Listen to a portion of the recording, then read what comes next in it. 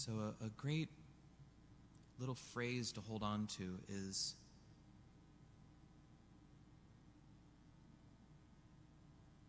hold on to God's providence and not your provisions. Provisions, providence, they sound so similar.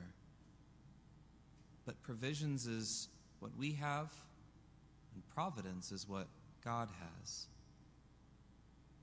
And I was thinking about sometimes the burden when we trust in our provisions. This is what Jesus is actually talking about here. He says, don't take gold or silver or copper for your belts. Don't take a sack. Don't take a backpack for the journey. Don't take a second pair of clothes for the journey. Imagine going on vacation with only your pair of clothes and that's it. Don't even carry a walking stick, something to support you, or sandals. And that's the way the Lord's calling them out. And there's something about that freedom of putting our weight on the promise of the Lord. It reminds me of when I would go backpacking. And I had to learn really quickly because it's a very painful experience when you try to carry everything that you might possibly need. And I remember I was with a scout once and we were backpacking, and he brought things that he thought that he needed, but he really didn't need. Like a big giant lawn chair on his backpack. You just sit on the ground or sit on a stump, but it was this heavy chair that was like on his backpack. And he brought extra bags of food just in case he got hungry. And, he just had all these different, like many extra pairs of shoes in case they got muddy. And this poor guy, at first, he was like, I got this. That first couple minutes, he was strong. He was able to carry all this stuff, and he felt safe. He felt secure because anything that he needed, he had. But 5 minutes after the hike began, you started to see him start to bend over more and more and more. And then he's just like sweating, and he's just like, it's the most painful thing to watch someone try to carry a backpack that's too heavy for them. And it gets heavier and heavier and heavier. And finally, he actually had to just let go of some of these things and just leave them on the trail because he's like, he just can't carry them anymore. And that allowed him to get through the journey. But do we do that sometimes, maybe with our lives? Maybe we sort of pack everything to kind of have every sort of possible plan in store. And yet what the Lord is saying is, just trust me, lean on me. And I was going to say, and I'll be your friend. But yeah, that's very, very true. Lean on me, and the Lord is the one that will not fail us. And he's the one that's actually carrying all the provisions. Just imagine that.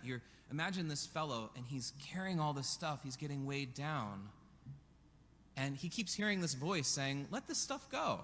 Trust me. And you're like, no, you don't understand. I have to have this stuff. Because if I don't have it, well, maybe something will happen. I'll get in trouble. And then you hear that voice, and he just says, look up. And you look, and that person looks over and sees that this other person who is so much more stronger is able to carry all of these different things. And they're super light for him because he's stronger than Atlas, who is able to carry the world. Because Jesus carries the world on his back.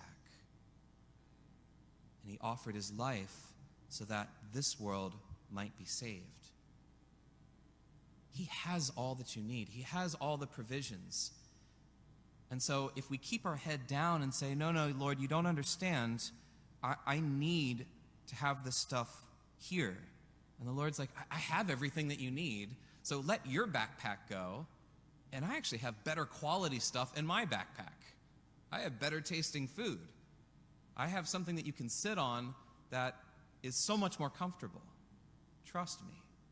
And when we give that over to the Lord, and this is really what faith is about. Faith is that whole leaning into the promise of God. When when we don't lean into ourselves, we take, in a sense, ourselves and our dependence off, and we lean into the Lord, there's this freedom because we realize that He actually has everything that we need, and we can walk this journey without that weight because we've placed ourselves in His hands and He's carrying us. This is the great wisdom of one of the great saints of the church, Saint Therese of Lisieux, the little flower.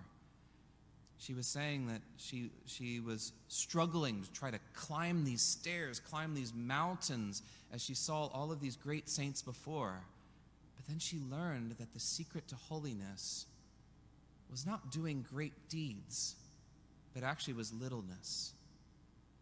And she said, if I become little, and I take off all these different things, and I become little, then the great Lord Jesus will actually take His hands and use them as an elevator to lift me up so that I don't have to stumble and try to get up these stairs because I'm a little toddler and I can't go up there, though I know that my heart wants to be up there because that's where Daddy is. Just like Daddy's at the top of the steps saying, come on, and the little kid's like, I can't get up there. And when a daddy sees that kind of heart saying, I want to be with you, Daddy, but I can't get up there. And that littleness becomes the magnet where that heart of that dad is like open. He just runs down, scoops up the child, says, let's go up together. That's what happens when we let go of our backpack and we allow the Lord to be our providence, not holding on to our provisions.